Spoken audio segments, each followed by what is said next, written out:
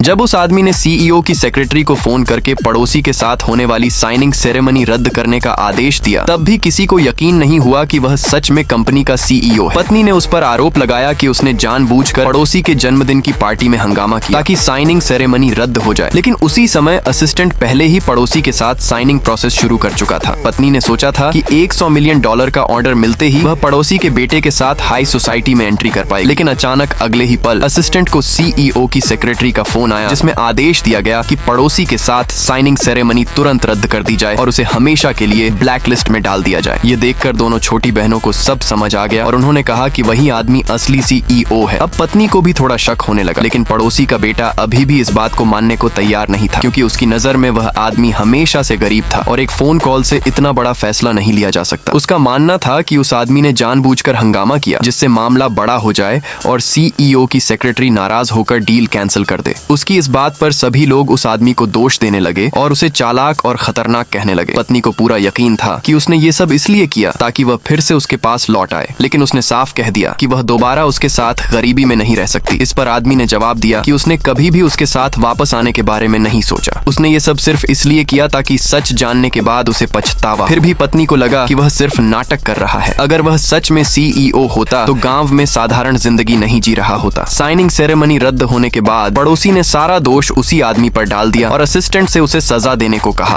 Assistant ने CEO की नकल करने का आरोप लगाकर पूरे इंडस्ट्री में उसके खिलाफ बैन लगाने का आदेश दे दिया। अपनी पत्नी को लगातार उसका मजाक उड़ाते हुए देखकर भी वह आदमी चुप रहा। वह बस सीईओ की सेक्रेटरी के आने का इंतजार करता रहा, क्योंकि जैसे ही वह आएगी उसकी असली पहचान सबके सामने आ जाएगी। छोटी बहन को हमेशा से विश्वास था कि उसका जीजा ही कंपनी का असली सीईओ है। उसे डर था कि उसकी बहन बाद में पछताएगी, इसलिए उसने उसे जल्द से जल्द माफी मांगने के लिए कहा, लेकिन पत्नी अब भी यकीन करने को तैयार नहीं थी। और तभी जब उसने सीईओ की सेक्रेटरी की आवाज सुनी